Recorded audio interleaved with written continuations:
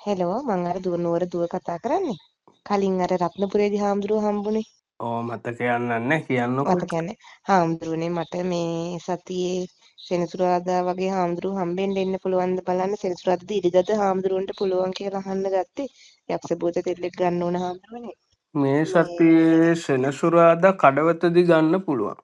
මේ සතියේ සෙනසුරාදානේ හාමුදුරුවනේ. ඔව්. මට මේ ටිකක් අනේ කරදරයි හාමුදුරුවෝ හම්බෙන්න එන්න යනකොට බාධා වෙවි බැරි වුණා. මේ මට ට්‍රේනින් එකකුත් තියෙනවා මෙහෙ මේ ගලිගමුවේ. මම ඒකයි බැලුවේ මේ ගන්න හාමුදුරුවෝ මේ සෙනසුරාදා කීයට වගේද හාමුදුරනේ එන්න ඕනේ? උදේ 8ට එන්න 12ට කලින් ගන්න පුළුවන්.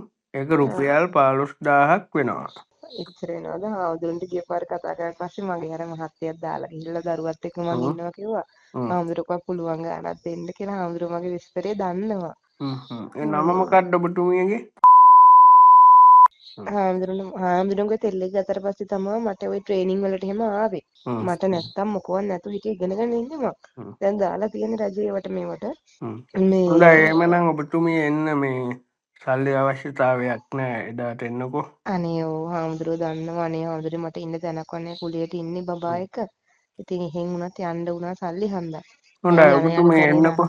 ගොඩක් පින් හාමුදුරනේ රත්නපුරයට ඇවිල්ලා හාමුදුරුවෝ හම්බෙන්න ගොඩ දුර කතර ගෙවන් ආවේ. ඒ තෙල්ලගෙන් තමයි මගේ ලෙඩ දුක් අඩුුනේ. හාමුදුරනේ මට හඳහන බලාගන්න එදාට බැරි වෙන්නේ දින වෙන් කරගන්න වෙන්නේ. බෑ අපි ලබන අවුරුද්දේ පෙබරවාරි විතරකම් බෑ.